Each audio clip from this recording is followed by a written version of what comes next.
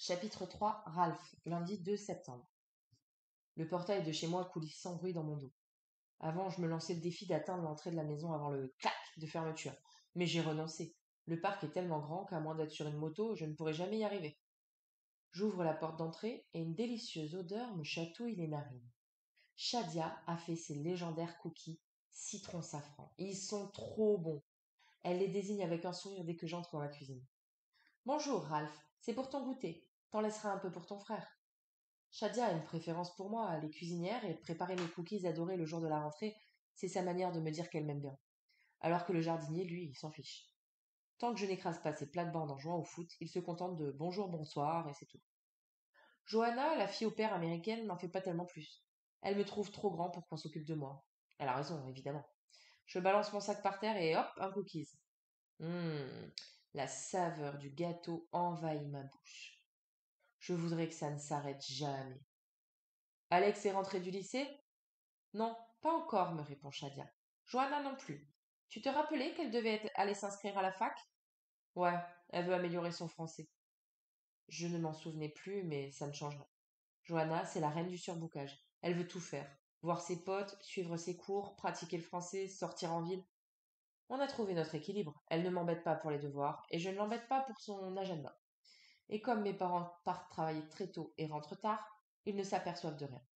Au quatrième cookie, j'entends mon grand frère Alexandre hurler dans l'entrée comme s'il était un rappeur. Il a 15 ans et il a déjà une voix aussi grave que celle de notre père. I'm back! Je t'attaque! Il chante en beuglant. Si tu m'as planqué la monnaie, prépare-toi à cracher ton dentier.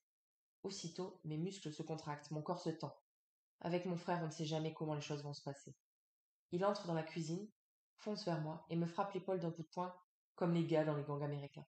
Alors, mec, c'était comment chez les bébés? Tu leur as montré qui tu es? J'ai mal à l'épaule, mais je souris en hochant la tête.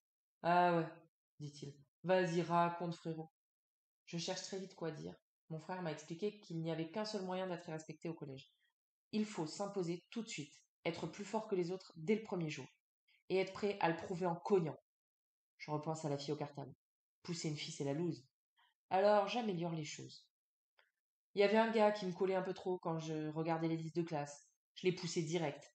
C'est bien ça, répond Alexandre. Tu vas tous les fracasser, t'es mon frère, mec.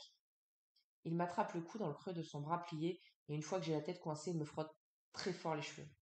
Je sais que c'est sa manière de me montrer qu'il est fier de moi, mais il me fait mal. Heureusement, il me lâche rapidement et il emporte l'assiette de cookies dans sa chambre. Shadia ouvre la porte du four et pose une nouvelle assiette de cookies devant moi. J'en avais mis de côté au cas où. Elle est gentille, Shadia. Elle comprend les choses.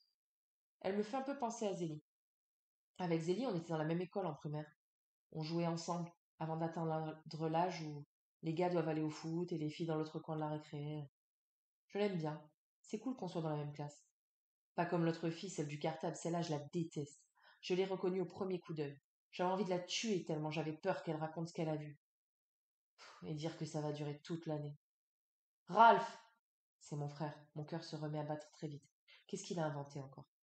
Je le trouve dans sa chambre en train de fumer une cigarette vautré sur son lit. Il tapote sur la couette juste à côté de lui. J'hésite un instant à entrer. Allez, je vais pas te manger. J'entre, je m'assois et il me tend sa cigarette. Je connais les dégâts que fait la cigarette. En CM2, on a vu des photos de poumons noircis et on a détaillé tous les poisons qu'il y a à l'intérieur. Mais Alex insiste. Une taf, ça va pas te tuer, Ralph. C'est pour fêter ta rentrée chez les bébés.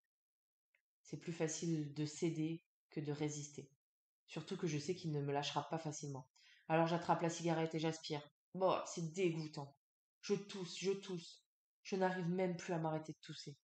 Je pars en courant de sa chambre pour aller vomir aux toilettes, tandis qu'Alex hurle dans mon dos. Mais quelle mauviette, ce gosse! Ça le fait rire. Et moi, je me sens nulle une fois de plus.